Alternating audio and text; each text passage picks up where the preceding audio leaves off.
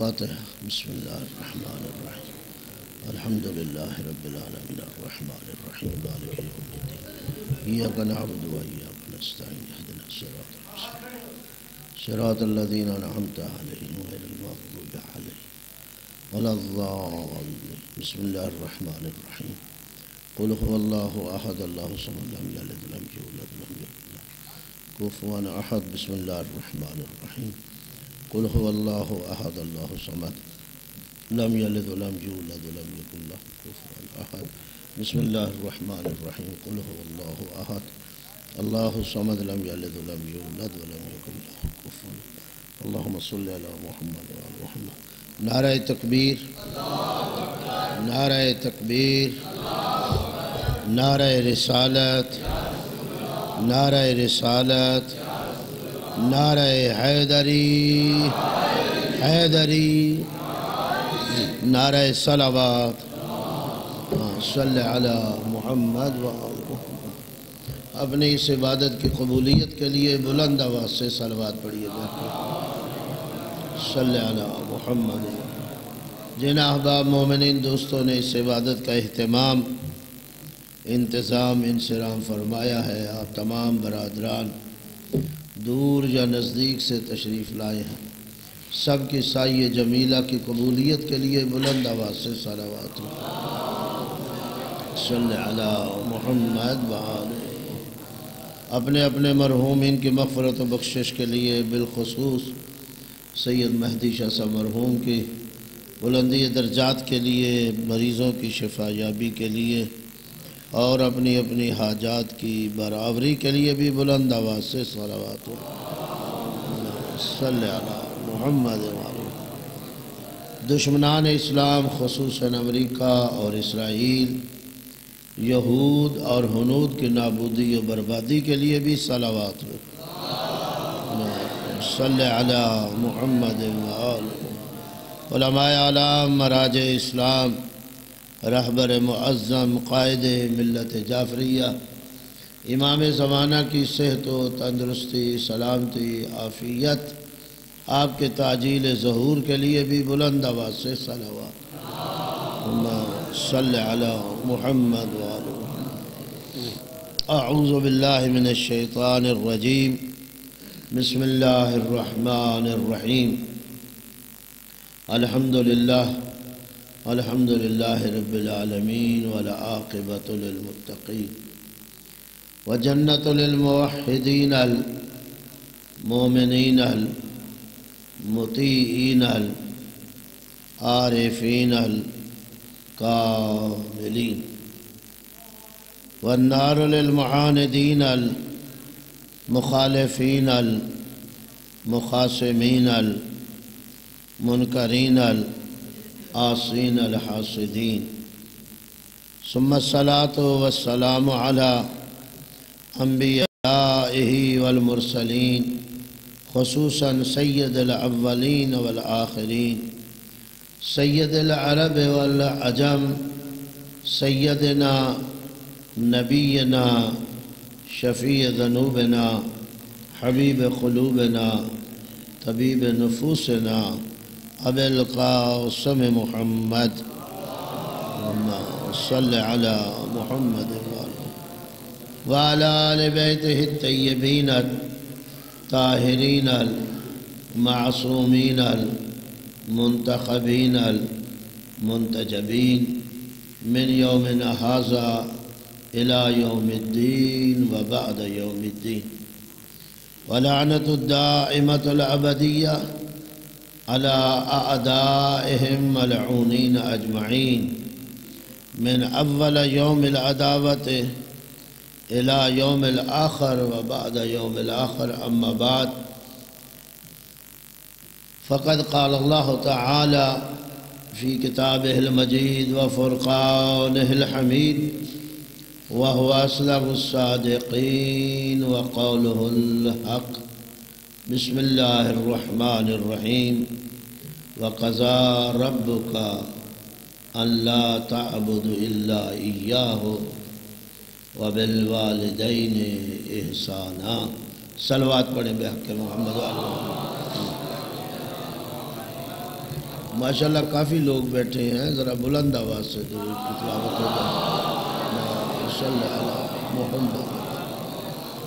میرے نہایت ہی واجب الاحترام سامعین کرام، حاضرین اعظام، خالق کائنات آپ کی ہماری بانیان اعضاء کی اس سایہ جمیلہ کو قبول فرمائے اور مرحوم شاہ صاحب مہدی شاہ صاحب خالق کائنات ان کے درجات عالی سے متعالی فرمائے.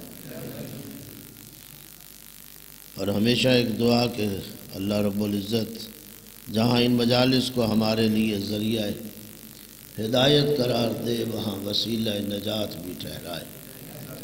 قرآن مجید فرقان حمید کا مختصر سا پیغام آپ کی خدمت میں آج کی مجلس کے حوالے سے تلاوت کیا ہے. چونکہ مجلس ترحیم ہے، ایصال ثواب کی مجلس ہے، برسی ہے، اور ایک والد تھے، اس لیے میں نے قرآن کی اس آیہ کو حوالہ دیا ہے جو والدین کے لیے اللہ نے حکم فرمایا ہے. وَقَضَىٰ رَبُّكَ أَن لَا تَعْبُدُوا إِلَّا إِيَّاهُ، اور تمہارے رب کا حکم ہے کہ اس کے علاوہ کسی کی عبادت نہ کرو. وَبِالْوَالِدَيْنِ إِحْسَانًا، اور والدین کے ساتھ احسان کرو. توجہ ہے میری طرف؟ ذرا محبت فرمائیں. اس آیہ مجیدہ میں دو باتیں اللہ رب العزت نے کہی ہیں، اور انہی دو نکات کی طرف تھوڑی سی آپ کو توجہ دلوانی ہے. پہلا نقطہ خود خالق نے اپنے لیے ارشاد فرمایا، اور دوسرا نقطہ ہے والدین کے لیے. وَقَضَىٰ رَبُّكَ أَن لَا تَعْبُدُوا إِلَّا إِيَّاهُ، اور تمہارے رب کا حکم ہے کہ اس کے علاوہ کسی کی عبادت نہ کی جائے. عبادت یاد رکھے سوائے خالق کائنات کے اور کسی کی نہیں ہو سکتی. معبود ایک ہی ذات ہے، اور جو معبود حقیقی ہے وہ اللہ رب العزت ہے. اس کے علاوہ کوئی معبود نہیں ہے. معبود یعنی جس کی عبادت کی جائے. عابد جو عبادت کرنے والا، عبادت خود وہ عبادت، اور معبود جس کی عبادت کی جائے. تو معبود اللہ رب العزت کی ذات ہے، اس کے علاوہ کوئی معبود نہیں ہے. آپ کی عبادت کے لائق بھی وہی ذات ہے. یہ انسان کی معراج ہے. اگر انسان سمجھے کہ اللہ رب العزت نے آپ کو کسی اور کی عبادت کرنے کا حکم نہیں دیا، یہ آپ کی شرافت ہے، یہ انسان کی عزت ہے، یہ انسان کا مقام ہے، یہ اس انسان کی عظمت ہے کہ اسے کسی اور کے دروازے پہ جھکنے کا نہیں کہا گیا.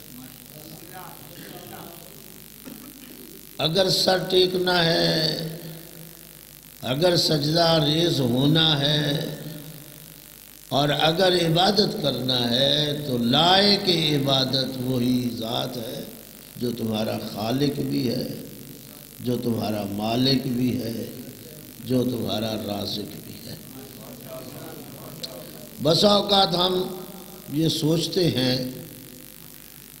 کہ یہ عبادات فلاں بھی عبادت ہے فلاں بھی عبادت ہے، تو پھر اگر خالق کی عبادت ہے تو یہ یاد رکھیے جن کو ہم عبادات کہہ رہے ہیں وہ اسی لیے عبادت ہے کہ وہ اللہ کے حکم کے مطابق ہو رہی ہے۔ وہاں خالق کا حکم ہے، والدین کی اطاعت کرتے ہیں تو یہ بھی عبادت ہے، تو یہ والدین کی اطاعت کس لیے ہو رہی ہے؟ خدا کے حکم کی وجہ سے۔ رسول کا کلمہ پڑھتے ہو کس لیے پڑھ رہے ہو؟ اللہ کے حکم کی وجہ سے۔ رسول کی اطاعت کرتے ہو کس لیے کر رہے ہو؟ اللہ کے حکم کی وجہ سے۔ نبی کو نبی مان رہے ہو اللہ کے حکم کی وجہ سے، اسے رسول مان رہے ہو اللہ کے حکم کی وجہ سے، امام کو امام مان رہے ہو اللہ کے حکم کی وجہ سے۔ امام کی اطاعت ہے، نبی کی اطاعت ہے، والدین کی اطاعت ہے، صاحبان امر کی اطاعت ہے، اور اس اطاعت کو ہم عبادت کہہ دیتے ہیں، تو یہ عبادت در حقیقت اللہ کے حکم سے ہو رہی ہے۔ تو در حقیقت عبادت نام ہے اللہ کے حکم کی فرما برداری کا۔ اسی لیے میں نے کئی دفعہ عرض کیا ہے کہ عبادت ایک مفہوم کلی ہے، اس میں بہت بڑی وسعت ہے۔ عبادت 2 یا 4 چیزوں کا نام نہیں ہے۔ فقط آپ نماز کو عبادت سمجھ لیں، فقط آپ روزے کو عبادت سمجھ لیں، یا حج اور زکوٰۃ کو عبادت سمجھ لیں، نہیں، یہ عبادت کی فردیں ہیں، جزیات ہیں۔ عبادت ایک مفہوم کلی ہے، جہاں جہاں اللہ کا حکم آ جائے گا، دوسرے لفظوں میں کہہ دیا جائے رضا اور رب، اللہ کی رضا کا نام عبادت ہے۔ گھبرا تو نہیں گئے؟ توجہ ہے یا نہیں؟ ظاہر ہے یہ موضوع کچھ اس طرح کا ہے تو ذرا عمومی نہیں ہے نا، اس لیے شاید بہرحال قضا ربک الا تعبد الا ایاہ، یہ حکم ہے، تمہارے رب کا حکم ہے۔ ایک اور مقام پہ فرمایا فاعبد اللہ، بس اللہ کی عبادت کرو، ولا تشرک بہ شیئا، اس کے ساتھ کسی کو شریک نہ ٹھہراؤ۔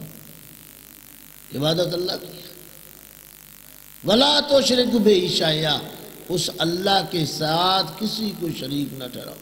نہ اللہ کی ذات کے مقابل کسی ذات کو کھڑا کرو، نہ اللہ کی صفات کے مقابل کسی کی صفات کو، نہ اللہ کے افعال کے مقابل کسی کے افعال کو لے آؤ۔ اگر ذات کو لاؤ گے یہ شرک فی ذات ہے، اگر صفات کو لاؤ گے یہ شرک فی صفات ہے، اگر افعال کو لاؤ گے یہ شرک فی الافعال ہے۔ اور یاد رکھیے گا شرک اعلیٰ تو چھوڑیں، شرک کی ادنا قسم بھی حرام ہے۔ ادنا سے ادنا قسم، توجہ ہے میری طرف؟ ادنا سے ادنا جسے آپ معمولی شرک کہہ لیں وہ بھی حرام ہے۔ اور ان الشرک لظلم عظیم، آپ ظلم کی جتنی بھی تصویریں اس دنیا میں سامنے پیش کر دیں، اللہ رب العزت نے کہہ دیا دردناک سے دردناک ظلم کی تصویریں لے آئے، لیکن شرک سب سے بڑا ظلم۔ اس لیے کوشش کریں، اور آپ کی کوشش حتمی ہونی چاہیے کہ خالق کے ساتھ کسی قسم کا شرک نہ کیا جائے، اس کی ذات کے ساتھ کسی کی ذات کو کھڑا نہ کیجیے، اس کی صفات کے ساتھ کسی کی صفات کے نہیں۔ فَاعْبُدُوا اللَّهَ وَلَا تُشْرِكُوا بِهِ شَيْئًا، بس تمہاری عبادت اللہ کے لیے ہونی چاہیے۔ اور پھر مزے کی بات یہاں غور فرمائے، یہاں بھی یہی فرما دیا وَبِالْوَالِدَيْنِ إِحْسَانًا۔ قرآن مجید میں 4 مقامات پر اسی طرح تھوڑے سے رد و بدل کے ساتھ اللہ نے یہ جملے استعمال کیے، 4 مقامات، اور ہر جگہ آخر میں یہی کہا وَبِالْوَالِدَيْنِ إِحْسَانًا، والدین کے ساتھ احسان کرو۔ تو مجھے دوسرے نقطے کی طرف زیادہ جانا ہے، پہلے نقطے کی طرف بس مختصر سائی کہ اپنی عبادتوں کا محور خدا کو سمجھیے، اپنی عبادتوں کا مرکز خدا کو ٹھہرائیے، عبادت کو خالص کیجئے، مخلصین لہ الدین۔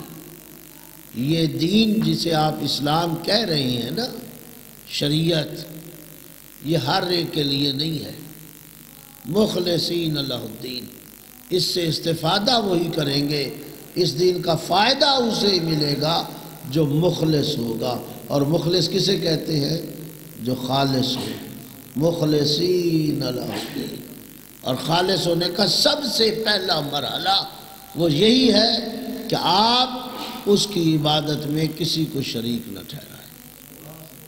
آپ کی نماز اس کے لیے ہونی چاہیے، آپ کا روزہ اس کے لیے ہونا چاہیے، آپ کا حج اس کے لیے ہونا چاہیے، آپ کا مرنا، جینا، اٹھنا، بیٹھنا، جاگنا، سونا، رہنا، ساری اگر آپ کی اطاعت و فرما برداری عبادات کا مرکز جو ہے وہ خدا ہونا چاہیے۔ خالص کرے، اور یہ آسان، کبھی موقع ملا تو میں پھر اس پہ تفصیل سے گزارش کروں گا، آج تو نہیں، لیکن یاد رکھیے خالص ہونا ضروری ہے۔ مخلص بنیں گے، خالص کریں اپنے آپ کو۔ مشکل ضرور ہے، ناممکن نہیں، اگرچہ یہ اس میں قدم رکھنا، اس وادی میں چلنا مشکل ضرور ہے، لیکن ناممکن نہیں ہے۔ خالص رکھیے عبادت۔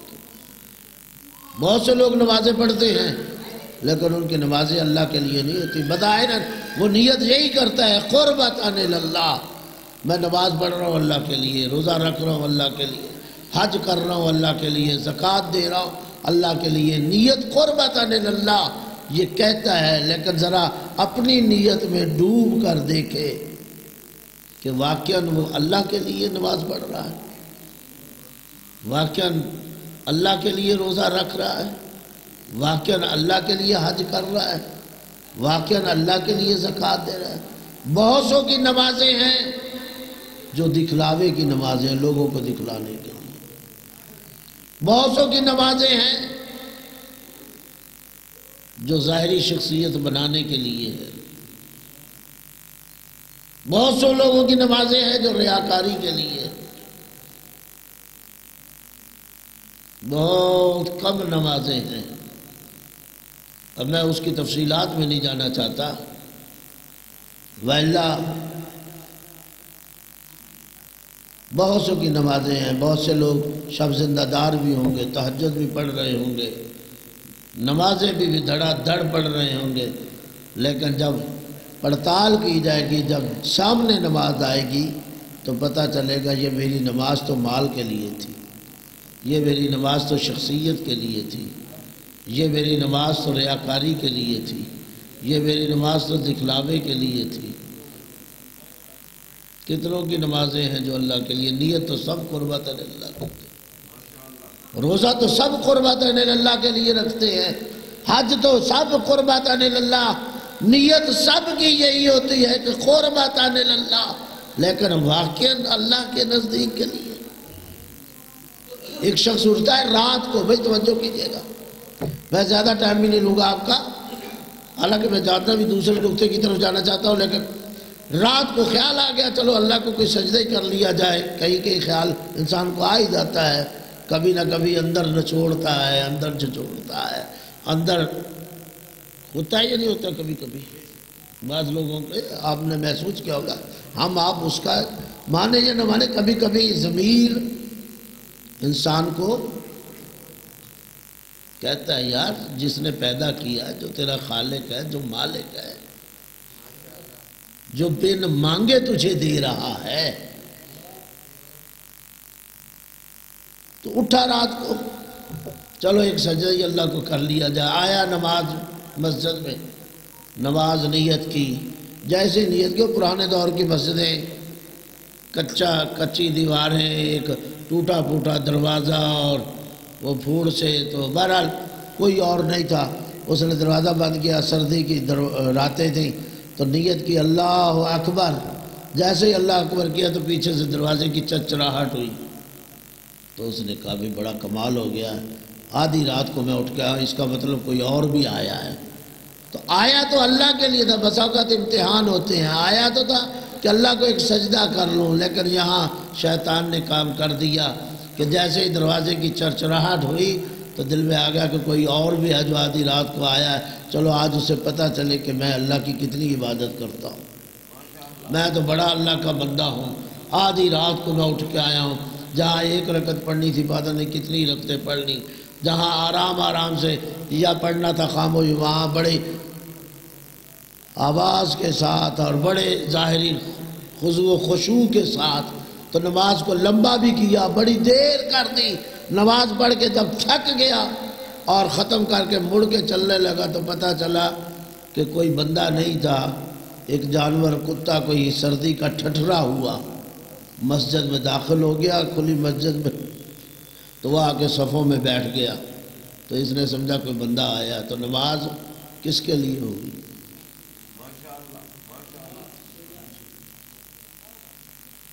توجہ ہے؟ بڑا مشکل ہے اس لفظ کو حقیقت میں ڈھالنا، یہ قربتاً اللہ، یہ لفظ بڑا آسان ہے لیکن اس لفظ کو حقیقت میں لانا آسان نہیں ہے۔ کتنے کے لوگ ہیں جن کی نمازیں اللہ کے لیے، روزے اللہ کے لیے، حج اللہ کے لیے، مخلصین لہ الدین، اس دین کے لیے مخلص ہو جاؤ، یہ دین مخلص کے لیے ہے۔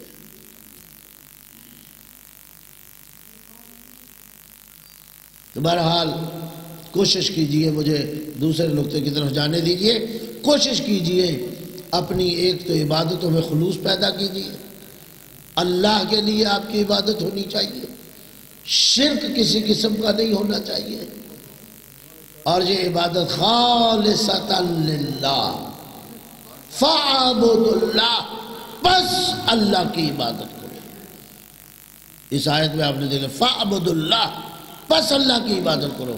جو پہلی آیت میں نے عنوان دی وَقَضَىٰ رَبُّكَ، تمہارے رب کا حکم ہے، اللہ نے حکم دیا، وَقَضَىٰ رَبُّكَ، تمہارے رب کا حکم ہے، اللہ تَعْبُدُوا إِلَّا إِيَّاهُ، اس کے علاوہ تمہاری عبادت کسی کے لیے نہیں ہونی چاہیے۔ عبادت کا محور خدا، عبادت کا مرکز خدا، اور پھر کہا وَبِالْوَالِدَيْنِ إِحْسَانًا، اور والدین کے ساتھ احسان کیجیے۔ میں کہتا ہوں میں 4 گھنٹے تقریر کر جاؤں اور علماء بھی آ کے اسی موضوع پہ گفتگو کریں، لیکن جو خالق نے ایک لفظ کہہ دیا ہے نا، اور جس مقام پہ کہا ہے، اگر انسان سمجھ لے تو عظمت انسان اور والدین کی عظمت یہیں پہ بس ہے، اس سے زیادہ کوئی اور انسان کہہ ہی نہیں سکتا۔ میں 10 گھنٹے بھی گفتگو کر لوں، آپ سارے علماء کو لے آئیے، جو خالق نے والدین کو عزت دی ہے، اس سے بڑھ کر کوئی عزت کسی کو نہیں دے سکتا، مقام نہیں دے سکتا۔ ذرا محبت فرمائیے، متوجہ ہوئیے، میں کہنا کیا چاہ رہا ہوں۔ دیکھیے جہاں خالق نے اپنا ذکر کیا ہے فَاعْبُدُ اللَّهَ، بس اللہ کی عبادت کرو، وَقَضَىٰ رَبُّكَ أَلَّا تَعْبُدَ إِلَّا إِيَّاهُ، یہاں بھی کہہ دیا تمہارے رب کا حکم ہے اس کے علاوہ کسی کی عبادت نہ کرو۔ جہاں عبادات اتنی زیادہ ہے، آپ دیکھیں نماز کتنی بڑی عبادت ہے، چھوٹی عبادت تو نہیں۔ گھبرا گئے؟ میں آپ کو نماز پڑھنے کا نہیں کہہ رہا، میں یہ بتا رہا ہوں نماز عبادت کتنی بڑی ہے، یہ تو سن لینا جی۔ میں نہیں کہتا، میری عادت نہیں ہے کہ میں لوگوں کو کہوں کہ نمازیں پڑھو، روزہ رکھو، حج کرو، میں نہیں کہا کرتا، کیونکہ بیچارے ہم نے مجلسیں پڑھنی ہوتی ہیں۔ اگر ہم آپ کو نماز کی طرف لے جائیں گے، روزے کی طرف لے جائیں گے، حج کی طرف لے جائیں گے، پھر آپ نے کب ہم سے مجلس پڑھانی ہے؟ پڑھائیں گے؟ کبھی نہیں پڑھائیں گے۔ تو پھر میرا کیا مسئلہ ہے کہ میں آپ کو کہوں نماز پڑھو، روزہ رکھو؟ میرا تو کام ہے آ کے مجلس پڑھوں اور آپ کو نمازوں کا نہ کہوں، اور اس لیے نہیں کہ آپ لوگ وقت مجھے مجلس نہیں پڑھائیں گے، اس لیے بھائی یہ وہ عبادتیں ہیں جس کے لیے اللہ رسول نے کہا، تو جب اللہ رسول کی کوئی نہیں سنتا تو میرے بیچارے کی کون سنے گا؟ تو مولوی یا علماء آپ کو نماز کا نہیں کہتے، روزے کا نہیں کہتے، حج کا نہیں کہتے. یاد رکھیے علماء تو اللہ کے حکم کو بیان کر رہے ہیں. قرآن کا حکم آ گیا، میں نے آیت پڑھ دی ہے. نبی کا فرمان آ گیا، مولانا نے آیت پڑھ دی ہے. امام کی بات آ گئی، امام نے ارشاد فرمایا، آپ تک پیش کر دیا ہے. تو مولانا تو بیچارہ ناقل ہے، یا اللہ کے حکم کو آپ تک پہنچاتا ہے، یا رسول کے فرمان کو آپ تک پہنچاتا ہے، یا امام کے ارشاد کو آپ تک پہنچاتا ہے. اگر میں کہوں نا نماز پڑھے روزہ رکھے تو آپ کبھی نہ پڑھیں، کبھی نہ رکھے. اگر اللہ اور رسول کہہ دیں تو گھبرا تو نہیں گئے. تو بہرحال پھر میں دوسری طرف آ گیا تھا، میں ادھر جا رہا تھا، بات ادھر ہی. دیکھیے آپ نماز کتنی بڑی عبادت ہے. اول ما یحاسب العبد الصلاۃ، سب سے پہلا حساب جو بندے سے لیا جائے گا وہ نماز کا. حساب جب ہونا ہے نا، یا تو کہیے حساب نہیں ہونا، ہونا ہے یا نہیں ہونا. صلوات پڑھیے بیٹھ کے، بہت اجازت آپ کی طرف سے. بھائی ذرا محبت فرمائیے. میرے بھائی بھی آ گئے، محترم بھی آ گئے ہیں، بزرگوار، اور انشاءاللہ آپ کو بہترین مجلس سنائیں گے. ذرا میرے ساتھ تھوڑا تھوڑا چلیں گے تو انشاءاللہ لطف آ جائے گا. سب سے پہلا حساب کس چیز کا ہے؟ نماز. بولے نا، پڑھے یا نہ پڑھے یہ بات علیحدہ ہے. ہاں جی. اول ما یحاسب العبد الصلاۃ، سب سے پہلا حساب جب حساب و کتاب ہوگا نا، اس میں پہلا حساب نماز کے لیے سوال. الصلاۃ معراج المومن، مومن ہم اپنے آپ کو سب مومن کہتے ہیں، اور اگر ہمیں کوئی مومن نہ کہے تو دکھ لگتا ہے. عباس بھائی ایسے ہے یا نہیں؟ کلو صاحب، اگر ہمیں کوئی 2 نمبر مومن سمجھے تو کیا چھری چلتی یا نہیں چلتی؟ کوئی کہہ کے تو دیکھے یہ 2 نمبر مومن ہے، یہ 2 نمبر شیعہ ہے. کوئی کہہ سکتا ہے ہمیں؟ ہم کہنے دیں گے؟ میں اپنے آپ کو سب سے بڑا مومن سمجھتا ہوں. تو میں سمجھتا ہوں نا، تو پیغمبر کہتے ہیں الصلاۃ معراج المومن،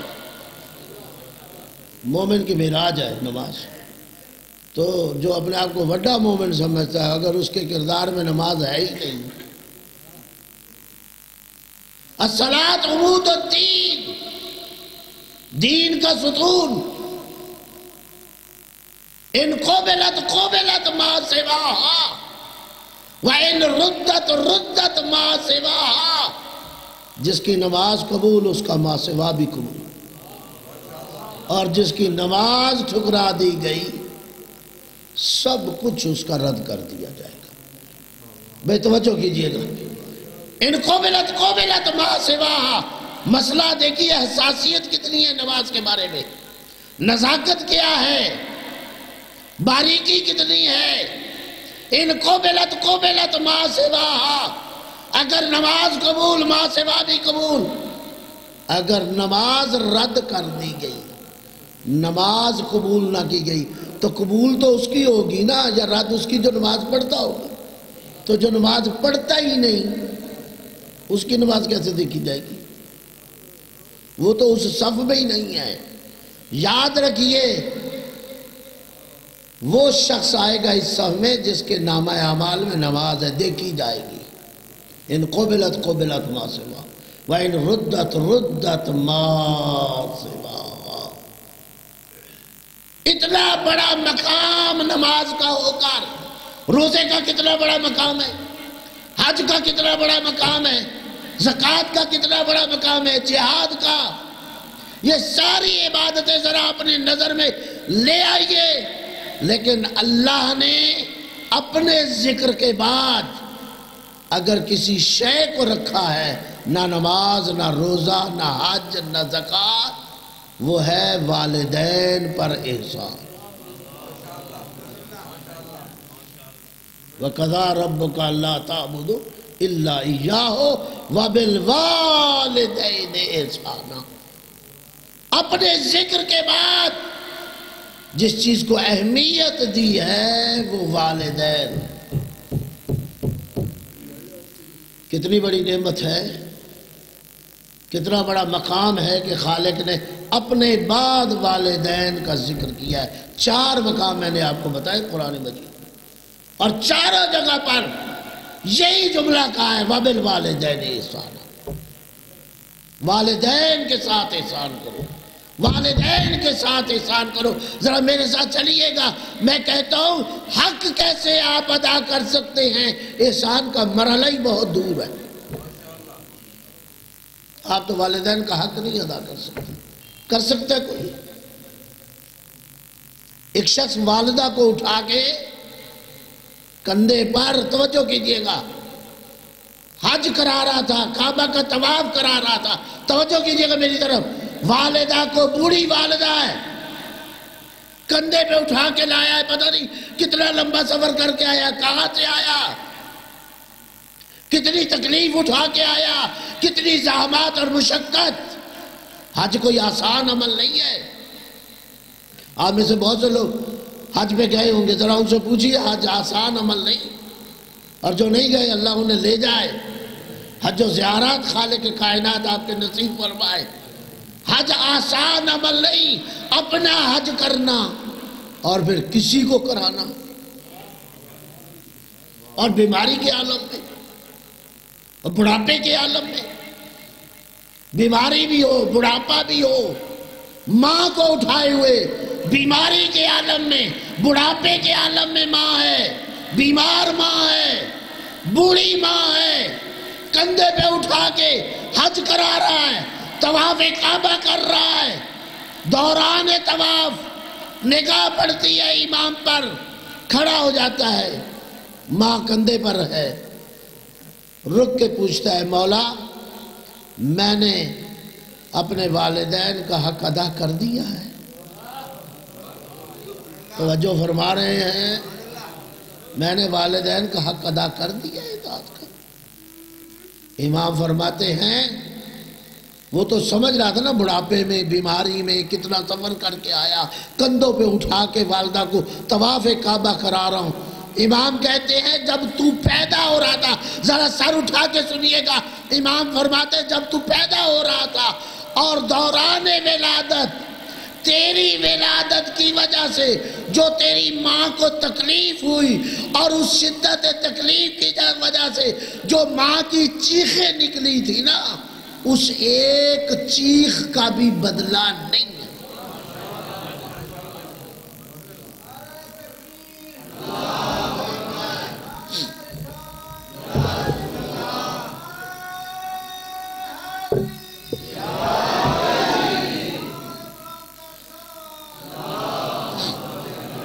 صلی اللہ محمد. انسان کیا سمجھتا ہے؟ اس ایک چیخ کا بدلہ تو نہیں دے سکتا. ایک اور مقام پر کہا، جب کسی نے اسی قسم کا سوال کیا تو امام نے فرمایا جو سردی کی رات میں ماں نے تجھے گیلی جگہ سے اٹھا کے خشک جگہ پہ لٹایا، اور تیری گیلی جگہ پہ جو ماں لیٹ گئی تھی، تو نے تو وہ بھی حق ادا نہیں کیا. انسان سمجھتا میں بڑا ہو گیا ہوں، پیسے لانے لگ گیا ہوں، پتہ نہیں ماں باپ کے ساتھ کیا کر رہا ہوں. تو کیا سمجھتا ہے ماں باپ کے ساتھ کیا کر رہا ہوں؟ تجھے معلوم ہی نہیں. اور خدا نہ کرے وہ شخص ہم میں سے ہو یا جہاں بیٹھا ہو جو ماں باپ کے ساتھ زیادتی کرے، ماں باپ کو تکلیف دے. یاد رکھیے رضا اور رب، رضا الوالدین، اللہ نے اپنی رضا کو والدین کی رضا میں پوشیدہ کر دیا.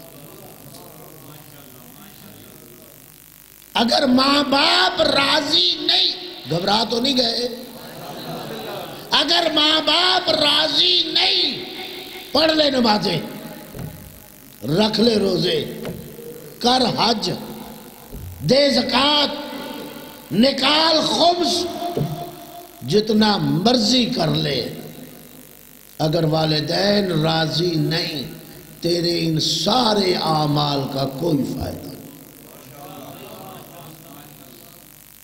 رضا اور رب رضا الوالدین، اللہ نے اپنی رضا کو والدین کی رضا میں چھپا رکھا۔ والدین کو چھوٹا مقام نہیں، یاد رکھیے ایک مقام پہ پیغمبر نے، میں تفصیلات میں نہیں جانا چاہتا، میرے بھائی بھی آ چکے ہیں اور مجھے بات کو جلدی ختم کرنا ہے۔ ایک مقام پہ یہی وجہ ہے والدین کا یہ مقام ہے کہ پیغمبر نے کہا میں اور علی اس امت کے باپ ہیں، نہیں کہا میں اس امت کا نبی ہوں، نہیں کہا میں اس امت کا رسول ہوں، نہیں کہا ایسے علی اس امت کا امام ہے۔ آج سے منصب کو پکار سکتے تھے نا، کہہ سکتے تھے ظاہر نبی تھے، ظاہر رسول تھے، ظاہر علی امام تھے، لیکن نہیں، کہا میں اور علی اس امت کے باپ ہیں۔ اگر باپ چھوٹا مقام ہوتا تو نبی اپنے لیے اور علی کے لیے یہ مقام رضا اور رب رضا الوالدین، سخط الرب سخط الوالدین۔ دوسرے مقام پہ کہا یاد رکھو اللہ نے اپنی ناراضگی کو والدین کی ناراضگی میں چھپا لیا۔ جس پہ والدین ناراض ہیں اس پہ خدا بھی ناراض ہے، اور جس پہ والدین راضی ہیں اس پہ خدا بھی راضی ہے۔ رضا اور رب رضا الوالدین، سخط الرب سخط الوالدین۔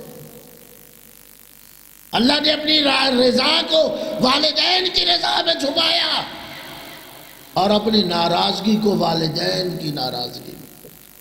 اور سن لیجئے معصوم فرماتے ہیں جو آنکھ ہے نا والدین کا، وہ جنت کی بو بھی نہیں پا سکے گا۔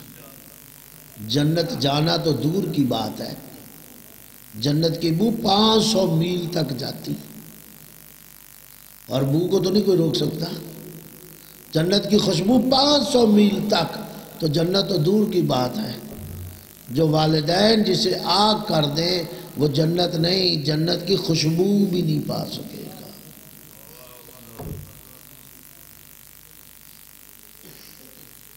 اس لیے کہا گیا ہے جب دعا مانگو اپنی دعا میں والدین کو شریک کرو،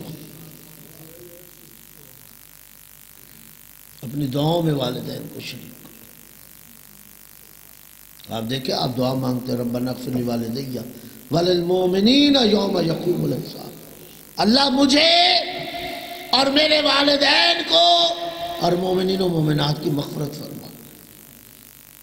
یہ والدین ہیں جنہوں نے تجھے بڑھاپے میں ساری زندگی، کتنے ماں باپ ہیں جو اولاد کی وجہ سے جہنم میں جائیں گے۔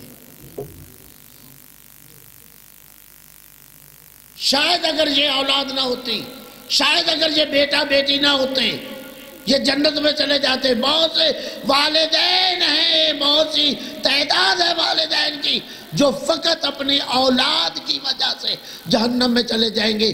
تجھے سکھ دینے کے لیے نہ حلال دیکھا نہ حرام دیکھا،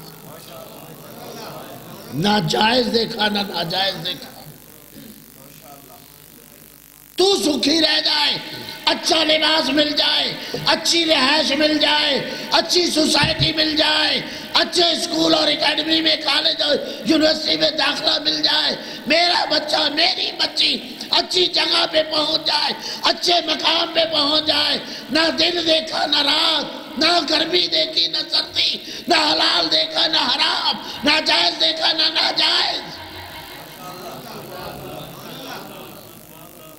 لیکن آج اگر تو کسی جگہ پہ پہنچ گیا ہے تو پھر تیری کتنی کی توجہ ہے والدین کی طرف؟ تمہیں تو حکم ہے، میں نے ابھی کہا والدین کو اپنے دعاؤں میں شامل کرو۔ وَقُلْ رَبِّ ارْحَمْهُمَا كَمَا رَبَّيَانِي صَغِيرًا، اور کہ اے میرے اللہ میرے والدین پر اسی طرح رحم فرما جس طرح یہ مجھ پر بچپنے میں رحم فرماتے تھے۔ ذرا اپنے بچپنے کو دیکھ تو صحیح، تیرے والدین کس طرح تیرے ساتھ شفیق اور رحیم تھے، کس طرح تیری محبت میں جکڑے ہوئے تھے، کیسے پکڑے ہوئے تھے، کس قدر متوجہ تھے۔ کچھ چھوٹا مقام نہیں ہے۔ آنے والا آتا ہے، یا رسول اللہ ہاں کیا بات ہے؟ کہتا ہے یا رسول اللہ میرے حق میں دعا کیجئے، میں مشکلات میں ہوں، میں پریشانیوں میں ہوں۔ یہ ان لوگوں کے لیے بھی ہے جو لوگ پتہ نہیں کیا کیا اعمال کرتے پھرتے ہیں۔ علماء آ جائیں، قبلہ صاحب پہنچ گئے، ان کے پاس دوڑے گئے، میرے پاس دوڑے گئے، اور آ گئے قبلہ میرے لیے دعا کیجئے، قبلہ میرے لیے دعا کیجئے۔ کبھی تو نے غور کیا ہے تیرے پاس تو بڑا ذریعہ ہے دعا کی قبولیت کا، تو کدھر دوڑتا ہے، کدھر ڈھونڈتا پھرتا ہے؟ جس کے والدین گھر میں موجود ہیں نا، اسے تو کسی کو کہنے کی ضرورت ہی نہیں ہے۔ جائے ماں کے قدموں پہ ہاتھ رکھے، باپ کے قدموں پہ ہاتھ رکھے، ماں باپ کو کہے کہ میرے حق میں دعا کیجئے۔ خدا رد نہیں کرتا۔ آنے والا آگے پیغمبر کے، گھبرا تو نہیں گئے؟ آنے والا آگے پیغمبر کے پاس کہتا ہے یا رسول اللہ میرے حق میں دعا کیجئے۔ پیغمبر فرماتے ہیں کر دینی چاہیے تھی نا دعا، نبی ہے، نبی کا کام بھی یہی ہے، منصب یہی ہے۔ آنے والا آ کے کہہ رہا ہے تو آپ کو ہاتھ اٹھاتے کتنی دیر لگتی ہے؟ دو جملے ہی کہنے ہیں نا، اللہ اس بندے کی دعا کو قبول فرما، اللہ اس پہ رحم فرما، اتنا ہی کہنا ہے۔ نبی کو کہہ دینا چاہیے، لیکن دیکھیے پیغمبر نہیں فرماتے۔ پیغمبر سر اٹھا کے اس کی طرف دیکھ کے کہتے ہیں جا اپنے والدین کو کہے تیرے حق میں دعا کرے، جا تو والدین کو کہے تیرے حق میں دعا کرے۔ یہ ہے والدین کا مقام۔ سر جھکا کے کھڑا ہے، ذرا سنیے گا، سر جھکا کے کھڑا ہے۔ پیغمبر کہتے ہیں جاتا کیوں نہیں ہے؟ کہتا ہے یا رسول اللہ میرے والدین تو دنیا میں ہی نہیں ہیں، میں کیسے والدین کو کہوں آ میرے حق میں دعا کیجئے؟ تو اب تو پیغمبر کو کر دینی چاہیے دعا، لیکن نہیں کی۔ کہا اگر نہیں ہے نا زندہ تو جا ان کی قبروں پہ چلا جا۔ یار والدین کے مقام کو سمجھو تو صحیح۔ جا والدین کی قبروں پہ جا اور وہاں کھڑے ہو کے اللہ کے اور اپنے درمیان والدین کو وسیلہ دے اور مانگ دعا۔ اب تو کر دیتے، پیغمبر نہیں کہا جاؤ ماں باپ کی قبروں۔ پھر کھڑا سر جھکا کے، پیغمبر کہتے جاتا کیوں نہیں؟ کہتا یا رسول اللہ مجھے تو میرے ماں باپ کی قبروں کا بھی علم نہیں ہے، میں بچپن میں ہی، میرے بچپن میں ہی وہ دنیا سے چلے گئے۔ کئی لوگ ہیں ایسے جن کو ماں باپ کی قبروں کا نہیں پتا۔ جب پاکستان بنا ہجرت کئی لوگ کر کے آئے، کئیوں کے والدین وہاں فوت ہو گئے کیونکہ بچپنے میں کہیں نہیں پتا کہاں قبر ہے کہاں۔ ایسے بہت سے لوگ ہیں یا رسول اللہ مجھے تو میرے والدین کی قبروں کا بھی علم نہیں ہے۔ تو اب پیغمبر کو ہاتھ اٹھا لینے چاہیے تھے، نہیں اٹھائے۔ کہتے اچھا کوئی بات نہیں ہے، اگر والدین زندہ نہیں کوئی بات نہیں، اگر والدین کی قبروں کا علم نہیں ہے تو کوئی بات نہیں، جا گھر میں 2 قبریں بنا، ایک قبر باپ کی قرار دے، ایک قبر ماں کی قرار دے، اور وہاں کھڑے ہو کر ان قبروں کا واسطہ دے۔ گھبرا گئے میرا خیال ہے، ان قبروں کا دے واسطہ اور مانگ دعا، کر دعا، اللہ قبول کرے گا۔ تجھے علم ہی نہیں ہے، اللہ نے اتنی بڑی نعمت دی ہے والدین کی، وَبِالْوَالِدَيْنِ إِحْسَانًا، والدین پر احسان کرنے کا کہا ہے، ظلم کا نہیں کہا۔ تو ظلم کرنا، وَلَا تَقُلْ لَهُمَا أُفٌّ، آپ اف بھی ماں باپ کو نہیں کہہ سکتے۔ چھٹے امام فرماتے ہیں، امام جعفر صادق،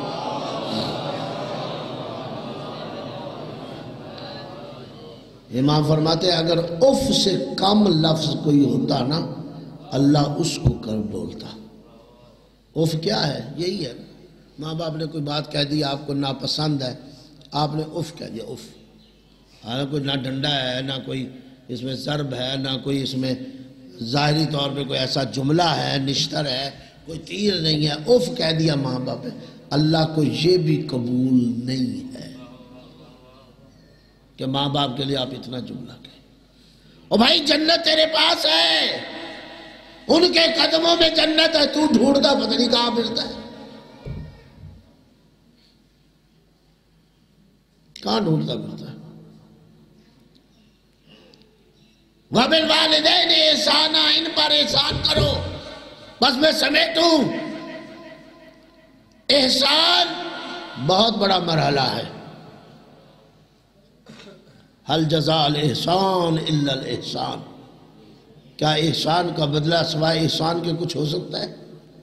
ماں باپ کا کتنا احسان ہے اس اپنی اولاد پر، اس کا بدلہ سوائے احسان کے نہیں ہو سکتا. میں نے عرض کیا، جو تھوڑی دیر آپ سے گفتگو کی ہے، کہ انسان جتنا بھی ان کی زندگی میں کر لے تو یہ نہیں کہہ سکتا کہ میں نے ماں باپ کی خدمت کا حق ادا کر دیا. جو میں سمجھا ہوں، میرا علم ناقص ہے، میں طالب علم ہوں، تھوڑا علم ہے میرا، جو میں سمجھا ہوں اپنے علم کے مطابق، اپنی تعلیم اور اپنے مطالعے کے مطابق، کہ شاید احسان کا مرحلہ کہاں ہوتا ہے؟ وہاں جب انسان دنیا سے اٹھ جاتا ہے، چلا جاتا ہے. کیوں؟ نامہ اعمال ہو جاتا ہے بند. مرنے کے بعد اب تو چاہے بھی نماز نہیں پڑھ سکتا، اب چاہے روزہ رکھنا نہیں رکھ سکے گا، اب چاہے حج کرنا نہیں کر سکے گا. بہت سے لوگوں کی مرنے کے بعد خواہشیں ہوں گی. بھئی توجہ کیجئے گا، بہت سے لوگوں کی مرنے کے بعد خواہشیں ہوں گی کہ کاش اب ہمیں موقع ملے. اب پتہ چلا کہ مرنے کے بعد پتہ چلے گا نماز کی کیا اہمیت ہے، روزے کا کیا مقام ہے، حج کی کیا عظمت ہے، طہارت کیا ہے، زکوٰۃ کیا ہے. مرنے کے بعد یہ پردے ہٹ جائیں گے. پھر خواہش ہوگی نماز پڑھوں، روزہ رکھوں، حج کروں، زکوٰۃ دوں، لیکن نہیں کر سکے گا. نامہ اعمال بند، اب عمل کی دنیا بند. اب تو واپس نہیں جا سکتا. اسی لیے جنگ بدر تھی نا، پہلی جنگ. جب جنگ ختم ہو گئی نا تو مشرکوں اور کافروں کے لاشیں پڑے تھے. پیغمبر نے حکم دیا کہ انہیں پہاڑ کی گھاٹی میں گرا دو. جب گرا دیا گیا ان لاشوں کو تو جانے سے پہلے پیغمبر وہاں چلے گئے. بھی توجہ کیجیے گا، وہاں چلے گئے جہاں لاشیں گرائے تھے نا، توجہ کیجئے گا، جہاں لاشیں گرائے تھے وہاں چلے گئے اور لاشوں کے اوپر کھڑے ہو کے کہتے ہیں اب پتہ چلا جو میں کہتا تھا وہ سچ ہے. اب تمہیں پتہ چل گیا ہے نا، لاشوں کو مخاطب کر ہو کے کہہ رہے تھے، وہ مشرکوں کی لاشیں تھی، کافروں کی. اب تمہیں پتہ چل گیا جو میں کہہ رہا تھا وہ ٹھیک تھا، وہ سچ تھا، وہ حقیقت تھی. جب پیغمبر یہ کہہ رہے تھے لوگ پوچھنے لگے یا رسول اللہ یہ کیا بات ہے، آپ مردوں سے باتیں کر رہے ہیں، اور وہ بھی کافر مشرک مردوں سے. انہیں کہہ رہے پتہ چل گیا، وہ آپ کی بات سن رہے ہیں. پیغمبر ان کی طرف دیکھ کے بولتے ہیں کہ آپ سے زیادہ اور آپ سے بہتر میری بات سن رہے ہیں. کہا ہم سے بہتر سن رہے ہیں؟ کہا ہاں آپ سے بہتر سن رہے ہیں. اور میں کیا رہا ہوں؟ پیغمبر نے فرمایا یہ کیوں؟ اس لیے کہ مرنے کے بعد اللہ حجاب ہٹا دیتا ہے، پردے ہٹ جاتے ہیں، حقیقتیں واضح اور روشن ہو جاتی ہیں. اس لیے پیغمبر کہہ رہا تھا اب دیکھ رہے ہو جو میں نے کہا تھا کہ جنت ہے، جہنم ہے، ایک خدا ہے، اطاعت ہے، عبادت ہے، نماز ہے، روزہ ہے، تم میری نہیں سنتے تھے. اب تمہیں سمجھ آ رہی جو میں کہہ رہا ہوں یہ سچ ہے. تو کہنے کا مقصد یہ تھا کہ مرنے کے بعد حجاب ہٹ جاتے ہیں، پردے ہٹ جاتے ہیں. جب پردہ ہٹتا ہے نا تو پھر بندہ کہتا ہے کاش میں نمازیں پڑھ لیتا، کاش میں روزے رکھ لیتا، کاش میں حج کر لیتا، کاش میں زکوٰۃ دے لیتا، کاش میں خمس نکال لیتا، کاش میری توحید عقیدہ ٹھیک ہوتا، کاش نبوت اور رسالت اور امامت کے بارے میں میرے عقائد ٹھیک ہوتے، میری عبادات ٹھیک ہوتی، کاش میرے معاملات ٹھیک ہوتے، یہ کاش رہ جائے گی نامہ اعمال بند۔ اب کوئی وقت نہیں، وقت تھا تجھے دیا تھا، گزر گیا۔ کئی لوگ کہیں گے اللہ اب تو بھیج، ایک دفعہ بھیج دے، کہا جائے گا اب نہیں۔ تمہیں بتایا تھا کہ یہی وقت ہے، دنیا مزرعۃ الآخرہ، دنیا آخرت کی کھیتی ہے، اسی دنیا سے اپنا آخرت کا نتیجہ تم نے پانا ہے، وہ نتیجہ اسی دنیا سے ملے گا۔ ہم نے تمہیں کہہ دیا تھا نامہ اعمال بند، ہاں کچھ ایسے افراد ہیں جن کا نامہ اعمال کھلا رہے گا۔ وہ 3 قسم کے لوگ ہیں۔ اگر کوئی نیک اولاد چھوڑ جائے، کوئی دین کے لیے کوئی مدرسہ، مسجد، ہاسپٹل، سڑک، کوئی اس طرح کی چیزیں رفع عامہ کے لیے بنا کے چلا جائے، اور تیسرا وہ ہے کوئی تحریر ولو ورقتاً، چاہے ایک صفحہ ہی کیوں نہ دین کے لیے لکھ کے چھوڑ جائے، جب تک وہ صفحہ رہے گا اس کا نامہ اعمال کھلا رہے گا۔ جب تک وہ بلڈنگ، وہ یتیم خانہ، وہ مسجد، وہ مدرسہ، وہ اسکول، وہ ہاسپٹل، وہ رفاعی ادارہ جب تک رہے گا، لوگ اس سے استفادہ کرتے رہیں گے، اس کا نامہ اعمال کھلا رہے گا۔ اور جب تک نیک اولاد رہے گی اس کا نامہ اعمال کھلا۔ یہ 3 قسم کے لوگ ہیں، وَإِلَّا نامہ اعمال بند۔ یہی وجہ ہے کہ ہمیں حکم دیا گیا ہے جب دعائیں مانگو ان دعاؤں میں ایک جملہ یہ بھی، اللہ ہمارے مرنے والوں کے نامہ اعمال کھلا رہنے کے اسباب مہیا فرما۔ یہ بھی میں کہتا ہوں اللہ کی نعمت ہے، وَإِلَّا کوئی راستہ نہیں تھا۔ توجہ ہے یا نہیں؟ صلوات پڑھیے بحق محمد و آل محمد۔ توجہ ہے میرے دوستو؟ وَإِلَّا یہ راستہ ختم۔ بہت سے لوگ کہیں گے کہ ہم واپس چلے جائیں، لیکن واپسی نہیں ہوگی۔ میرے آخری جملے ہیں، احسان کا مرحلہ یہی آتا ہے، مرنے کے بعد اب نماز نہیں پڑھ سکتا، اب روزے نہیں رکھ سکتا، اب حج نہیں کر سکتا، اب والدین بھی تیرے دیکھ رہے، کوئی ہے میرا جو میری نمازیں پڑھا دے؟ کوئی ہے میرا جو میرے روزے رکھ دے؟ جو میرا واجب حج تھا جو میں نہیں کر سکا کوئی کرا دے؟ تو سب سے بڑا کام یہی ہے آپ کا والدین کے لیے، چونکہ یہ مجلس والدین کے لیے تھی اور والد کے لیے، میں نے اس لیے اس موضوع کو قرار دیا۔ اگر آپ چاہتے ہیں کہ آپ کا والد اس کے لیے آسانی پیدا کرنا چاہتے ہیں تو اس کے واجبات کی طرف توجہ کریں۔ اگر کوئی واجب رہ گیا تو ادا کریں، اگر نمازیں نہیں پڑھی پڑھیں یا پڑھائیں، روزے نہیں رکھے رکھیں یا رکھائیں، حج واجب تھا نہیں کیا کریں یا کرائیں، زکوٰۃ واجب تھی نہیں دی دیں، خوش واجب تھا نہیں دیا تو یہ ہے والدین کے پر احسان، وَبِالْوَالِدَيْنِ احسانا۔ یہ آپ کے والدین کا حق ہے، اور یہی تو وجہ ہے۔ میں زیادہ مصائب کے جملے بھی نہیں کہوں گا، ٹائم بھی بہت لے لیا ہے میں نے۔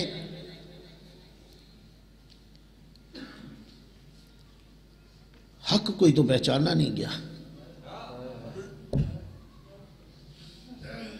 نہ رسول کے حق کو پہچانا، نہ اس کی بیٹی کے حق کو پہچانا، نہ اس کی اولاد کے حق کو پہچانا۔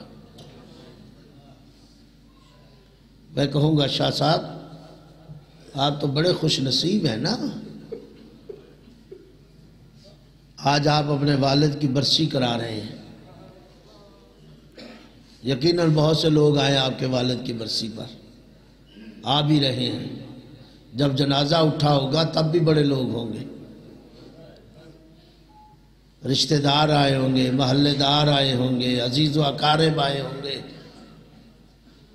جنازہ بڑی آسانی سے اٹھایا ہوگا، غسل اور کفن دیا ہوگا، کسی نے روکا تو نہیں آپ کو نا۔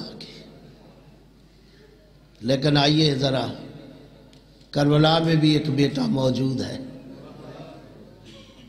جس کے ہاتھوں میں ہتھ کڑیاں ہیں اجرکم اللہ، اللہ آپ کی عبادت قبول کرے۔ بس 2-4 جملے، ہاتھوں میں ہتھکڑیاں، پاؤں میں بیڑیاں اور گلے میں توق۔ یہ جناب سجاد سے پوچھئے یہ مسائل جس پہ گزری ہے، لوگوں نے بھی سوال کیے، حتیٰ کہ امام محمد باقر جن کی ولادت کا دن انہوں نے بھی سوال کیا، بابا آپ روتے کیوں رہتے ہیں؟ فارسی شاعر ہے، اس نے وہ اشعار کہے، گفت باقر باپ در خندہ ترا ندیدہ ہم۔ باقر نے اپنے باپ سے کہا، بابا میں نے کبھی آپ کو ہنستے نہیں دیکھا، مسکراتے نہیں دیکھا۔ گفت باقر باپ در خندہ ترا ندیدہ ہم، گفت زین العابدی غم تازہ کر دی اے بسر۔ اے میرے بیٹے تو نے یہ بات کہہ کے میرا غم تازہ کر دیا ہے۔ با برادر رفت بودم بی برادر آمدم، جب میں گیا تھا بھائیوں کے جھرمٹ میں گیا تھا، جب واپس آیا ہوں میرا کوئی بھائی ساتھ نہیں ہے۔ با برادر رفت بودم بی برادر آمدم، تاج بر سر رفت بودم خاک بر سر آمدم، جب میں گیا تھا میرے سر پہ تاج تھا، جب آیا ہوں تو میرے سر پہ مٹی ہے۔ تو پوچھتا ہے بابا تو روتا کیوں رہتا ہے؟ یک تماچا خورد یوسف نالائے آغاز شد، یوسف کو تو ایک تماچا پڑا تھا نا، اور باپ 40 سال روتا رہا۔ من برتن آل نبی ہزارہا زخم دیدام، میں نے تو آل نبی کی اولاد پر ان کے بدنوں پہ ہزاروں زخم دیکھے۔ یہ تماچے، یہ تعزیانے، آپ نے بڑے آرام سے جنازہ اٹھایا، والد کا دفن کیا۔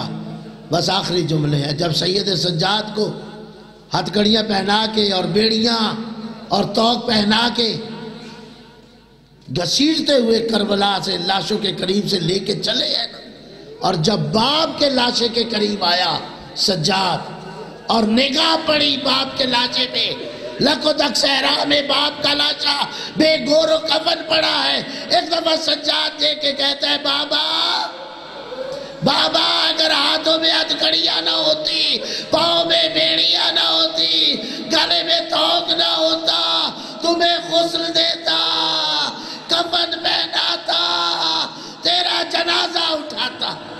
انا للہ و انا الیہ راجعون وسیعلم الذین۔